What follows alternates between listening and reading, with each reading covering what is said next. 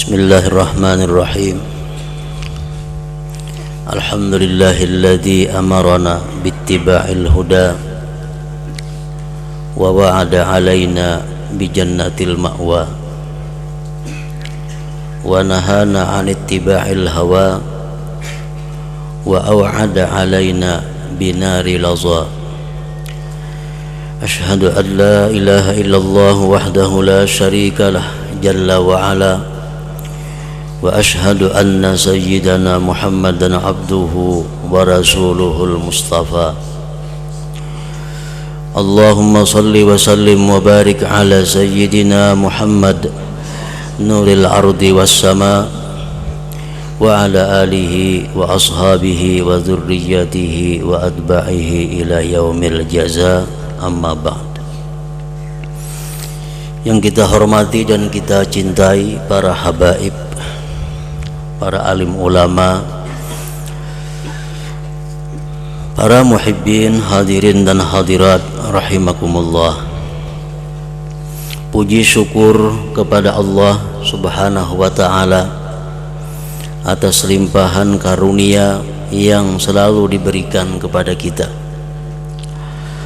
Salawat dan salam kepada junjungan kita, baginda kita Nabi besar Muhammad sallallahu alaihi wasallam, dan kepada seluruh keluarga, para sahabat, zuriat dan para pengikut beliau.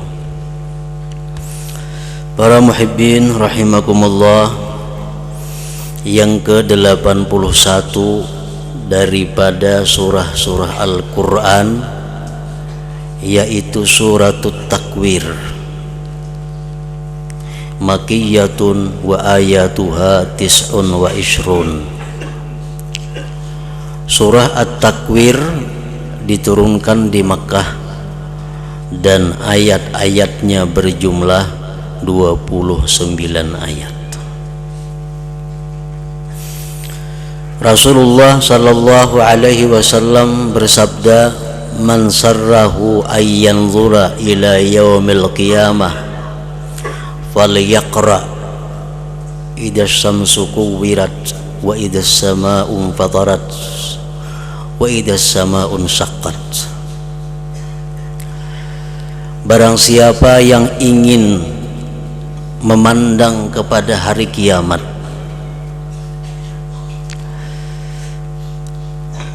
maka hendaklah dia membaca pertama surah At-Takwir ini dan surah Al-Infitar dan surah Al-Insyiqaq, karena tiga surah itu banyak sekali menceritakan hal ihwal yang berkaitan dengan hari kiamat, sehingga beliau menjelaskan kepada orang-orang yang ingin tahu tentang bagaimana itu hari kiamat, bagaimana kejadian huru haranya hari kiamat itu, maka bacalah surah-surah tersebut. Para muhibbin rahimakumullah, yang dimaksud dengan kiamat di sini adalah kiamatul kubra, yaitu kiamat yang besar, kiamat di mana mengakhiri sejarah dunia ini.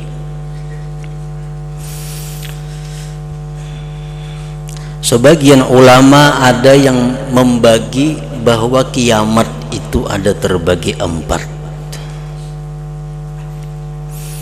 Ada kiamat khassah, ada kiamat ammah.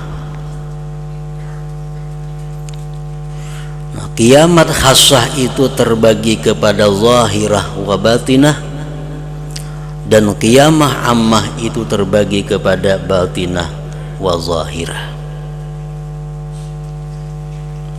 Para muhibbin rahimakumullah, kiamat khassah, kiamat yang khusus, yang zahirah, yang zahir itu adalah al-maut atau kematian. Begitu kita mati, berarti kita sudah kiamat. Menghadapi malaikat maut, dan berbagai macam huru-hara sebelum kematian, maka itu merupakan permulaan kiamat seseorang. Man mata faqad qamat qiyamatuhu. Barang siapa yang mati, maka kiamatlah dia. Nah, ini kiamat khassah yang zahirah. Ada kiamat khassah yang batinah. Kiamat khassah yang batin ini adalah merupakan satu bentuk kematian hati seseorang.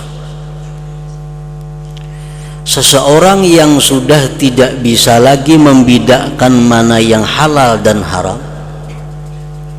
atau dia bisa membedakan ini halal, ini haram, tapi tidak bisa mengikutinya, maka berarti orang ini secara batin sudah kiamat. Orang yang hendak makan, kada perlu tahu hukumnya boleh atau kada. Orang yang hendak berpakaian ini pakai, kada tahu hukumnya boleh atau kada. Orang yang hendak berusaha ini yang penting dapat untung, boleh atau kada jadi soal. Yang penting dapat untung. Nah, orang yang berperilaku seperti itu merupakan sudah kiamat orang tersebut, kiamat batinah khassah. Nah, oleh karena sedemikian rupa tindak tanduknya yang diakibatkan daripada kebutaan mata hatinya, kematian mata hatinya, sehingga orang tersebut dinamai dengan orang yang sudah keluar dari jalan yang benar atau al-fasiq. Nah, orang yang fasik itu orang yang kiamat batinnya, orang yang sudah hancur luluh lantak hatinya. Nah, para muhibbin rahimakumullah, kemudian lagi kiamat ammah. Kiamat ammah ini pun terbagi dua. Ada kiamat ammah yang batinah, kiamat umum secara batin. Artinya di mana di suatu kampung atau di suatu negeri atau di suatu organisasi yang anggota-anggotanya itu sudah tidak punya mata hati lagi. Artinya moral satu bangsa, akhlak satu bangsa sudah keluar daripada akhlak yang benar. Nah, maka ini sudah kiamat umum yang batin. Di satu organisasi di mana mereka melupakan ajaran-ajaran Allah, tidak mengikuti petunjuk-petunjuk Rasulullah, maka ini namanya sudah merupakan bentuk kiamat batin terhadap organisasi tersebut. Sehingga orang-orang yang di dalam kelompok itu, baik kelompok masyarakat atau kelompok bangsa itu, dinamai dengan al-fasiqin, orang-orang yang sudah keluar daripada jalan yang benar. Nah, ini kiamat umum yang batinah.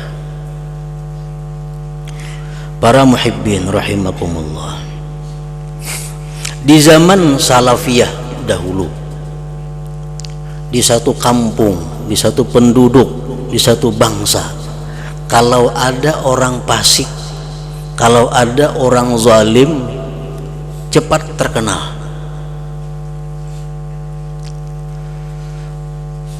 Kenapa sebabnya? Karena orang kebanyakan mereka itu baik.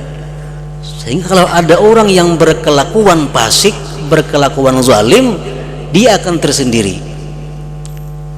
Sehingga dengan mudah kita menamai, itu orang fasik, itu orang jahat.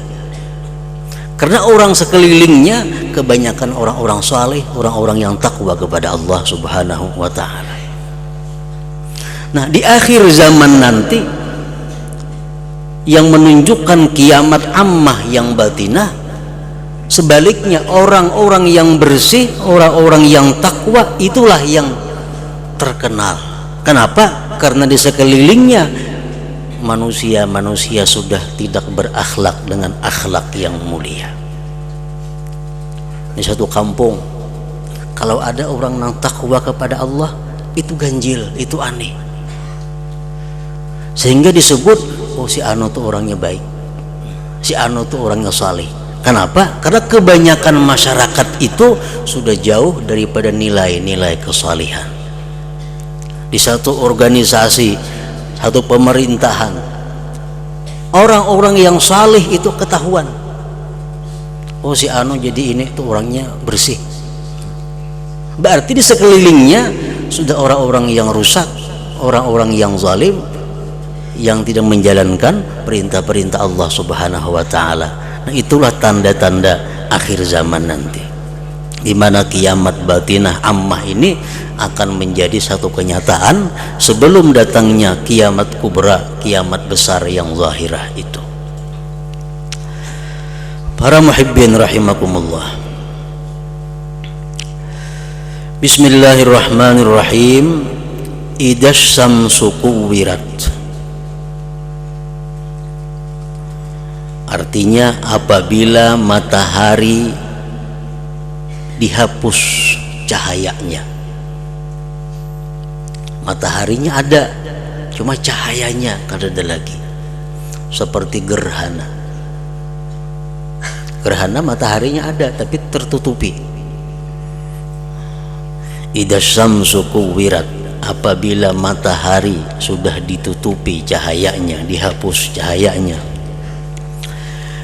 Wa idzan nujumun kadarat, dan apabila bintang-bintang itu berjatuhan, bintang-bintang itu berguguran, bertebaran.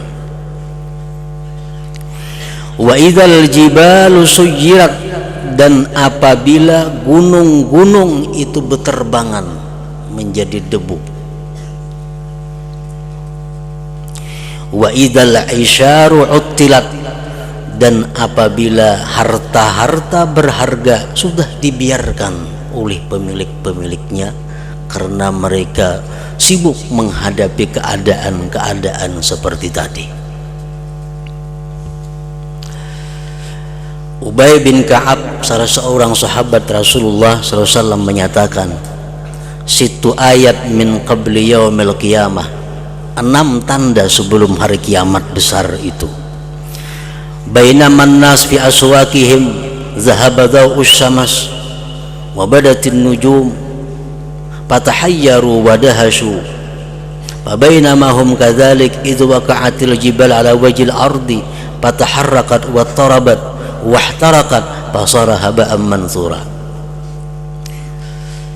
Di waktu manusia sedang sibuk-sibuknya di pasar, tiba-tiba cahaya matahari hilang, timbul cahaya bintang, maka orang-orang pun bingung. Nah, di waktu demikian itu gunung-gunung berjatuhan, rubuh, maka bumi pun jadi bergerak dan berguncang, dan jadilah gunung tadi seperti debu yang berterbangan. Itu permulaan kiamat. Wa idzal wuhushu husyirat, dan apabila binatang-binatang itu dihalau. Ini sesudah kiamat terjadi di waktu sanggakala yang kedua. Binatang-binatang ini dihalau oleh Allah Subhanahu wa taala menuju padang mahsyar, dan di situ bercampurlah manusia dengan binatang dan bangsa-bangsa lainnya. Nah, untuk apa binatang itu dihalau, dihidupkan kembali?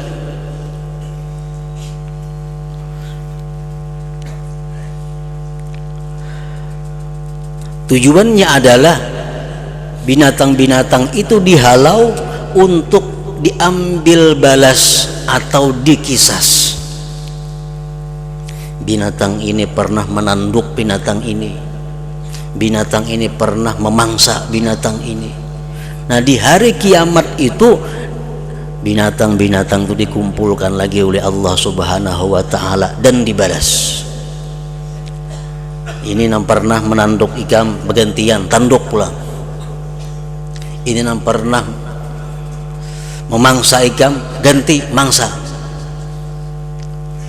Nah, sesudah semua selesai, Allah Subhanahu wa taala berkata, "Muti, matilah kamu." Fatamut, maka matilah mereka itu dan menjadi tanah. Nah, para muhibbin rahimakumullah. Jadi kalau binatang-binatang itu mereka dihidupkan kembali pada hari itu dan diambil kisas, diambil balas. Nah, lain halnya dengan manusia. Kalau kita menampiling orang umpamanya secara zalim, di akhirat kayaknya dipanggil kita di hadapan Allah, ini nang orang nang ditampiling, ini nang menampiling. Bukan seperti binatang gak ditampiling kada. Nah, manusia apabila disidangkan oleh Allah Subhanahu wa taala pada hari kiamat itu, yang gantinya, yang bayarannya adalah amal kebajikan. Amal kebajikan. Berhubung ikam pernah menampiling ini orang, maka ikam wajib membayar umpamanya 70 kali sembahyang fardu, 70 hari puasa, 70 kali zakat fitrah, sekali berhaji. Nah, kita serahkan bayaran itu kepada orang yang pernah kita zalim, pernah kita pukul di dalam dunia ini. Saya orang datang pulang, ulun pernah juga dipukulnya sekali lawan gada, nyahansip sidin, dipukul lawan gada, ambil lagi sembayangnya 70, pahalanya kirim ke sini, puasanya 70 hari kirim ke sini, umpamanya demikian. Akhirnya habis amal kebajikan. Nah, kalau manusia seperti itu lain hal dengan binatang tadi. Para muhibbin rahimakumullah, oleh karena itu Rasulullah sallallahu alaihi wasallam menyatakan, "Man kanat indahu mazlimatun li akhihi min 'irdin aw syai' falyatahallalhu al-yawm min qabli an la yakuna dinarun wala dirham, in kana lahu 'amalun shalih ukhidha minhu biqadri mazlimatihi, fa in lam yakun lahu hasanat ukhidha min sayyiati sahibihi fa humila 'alaihi." Rasulullah menyatakan dalam sebuah hadis, barang siapa yang di sisinya ada kezaliman, pernah menganiaya orang, baik yang dianiaya itu pribadi atau selainnya, maka hendaklah dia minta halal di dalam dunia ini, kata Rasulullah, sebelum datangnya hari yang tidak ada lagi dinar dan dirham, yang ada hanya amal saleh dan amal buruk. Diambil amal saleh dengan kadar kezalimannya, diserahkan kepada orang yang dizalim. Kalau habis amal salehnya, maka dosa-dosa orang zalim akan dipikulkan kepada orang yang menzalim tadi. Nah, oleh karena itu Rasulullah SAW mengatakan, "Fal yatahallalhul yaum," hendaklah dia minta halal sekarang ini sebelum dia menemui hari akhirat atau hari kiamat itu. Wa idzal wuhushu husyirat, dan apabila binatang-binatang itu dihalau. Wa idzal biharu sujirat, dan apabila laut itu dinyalakan, laut itu berubah jadi lautan api. Wa idzan nufusu zuwijat, dan apabila diri-diri dipasangkan, dikelompokkan.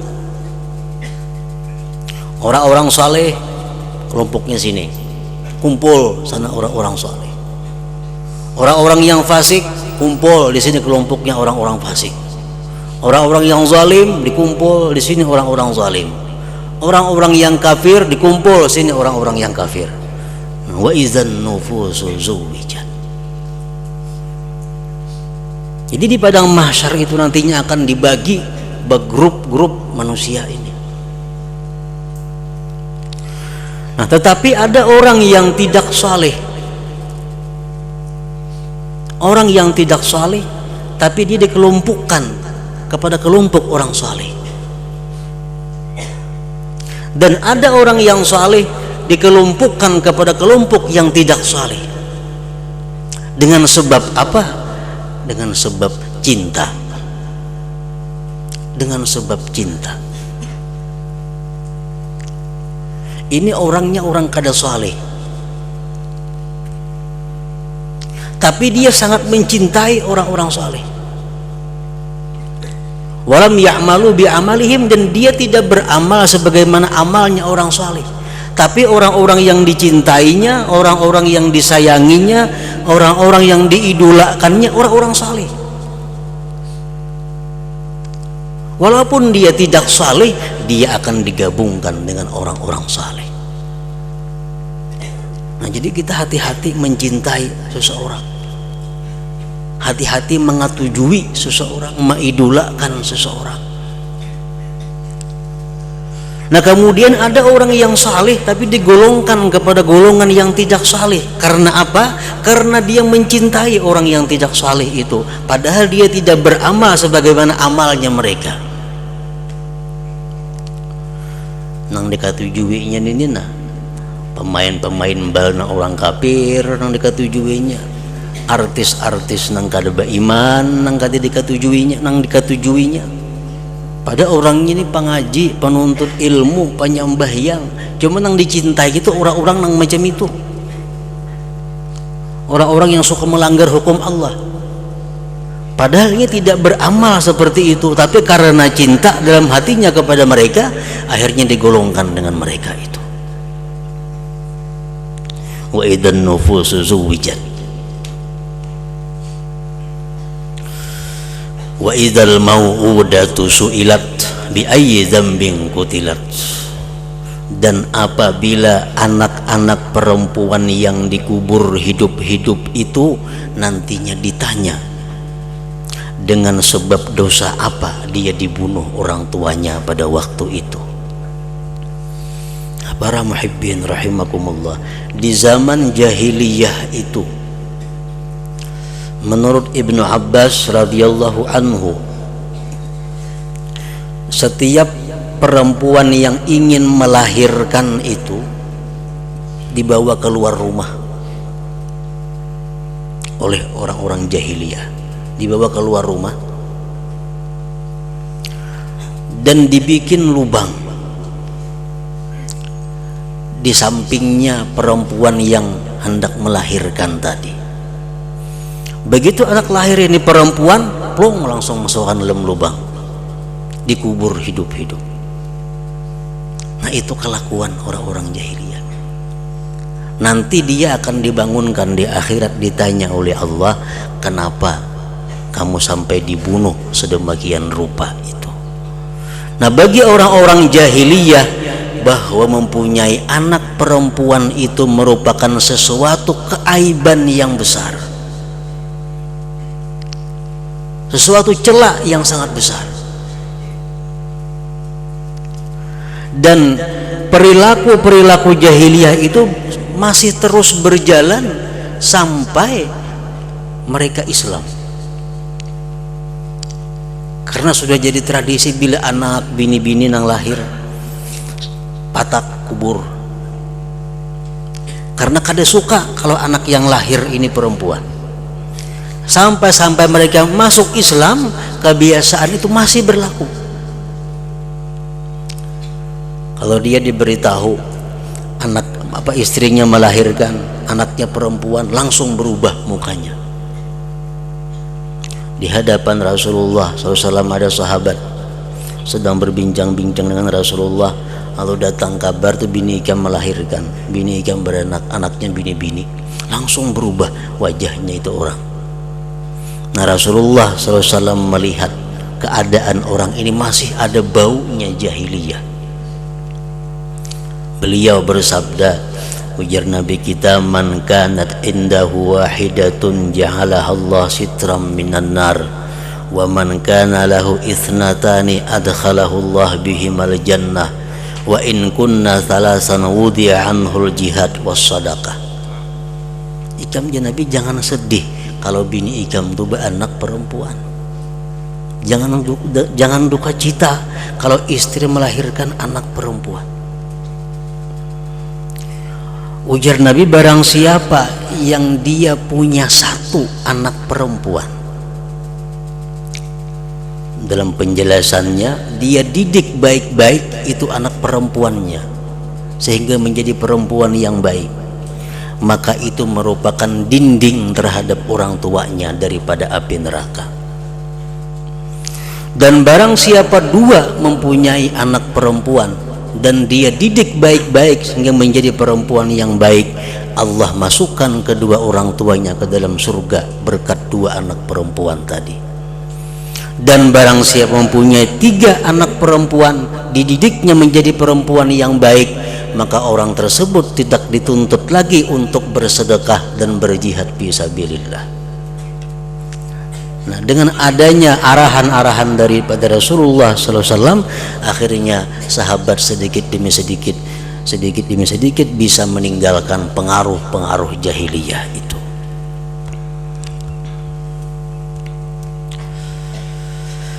Wa idzas suhufu nusyirat, dan apabila buku catatan amal dibuka catatan amal kita diperiksa. Wa idzas samaa'u kushitat, dan apabila langit dibuka sehingga terlihatlah arasnya Allah Subhanahu wa ta'ala. Wa idzal jahimu su'irat, dan neraka jahim telah dinyalakan. Wa idzal jannatu uzlifat, dan surga pun didekatkan. Alimat nafsum ma ahdarat, barulah tahu seorang diri itu apa yang telah dia kerjakan di dalam dunia. Nah, ini neraka jahim, ini surga. Catatan amal ada di tangan kita. Kemana kita bakal masuknya? Ke kiri kah ke neraka jahim, atau ke kanan ke surga? Nah, disitulah kita baru tahu dengan pasti di mana kedudukan kita. Disitulah kita baru positif menempati apa, surga atau neraka.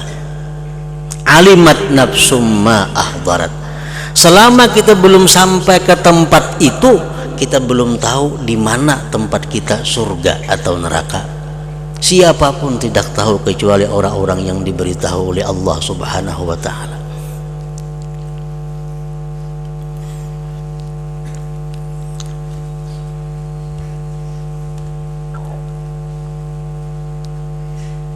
Bagaimanapun kita banyaknya beramal saleh, bagaimanapun kita banyaknya melakukan ibadah, kada bisa dijadikan kepastian bahwa itu akan membawa kita ke dalam surga, karena kita belum sampai ke tempat di mana kita akan diputuskan semestinya. Bagaimanapun orang itu ahli maksiat kepada Allah, jangan sampai kita mencap bahwa dia ahli neraka, karena belum saatnya dia berada di tempat yang memutuskan hal itu. Alimat nafsum ma ahdarat.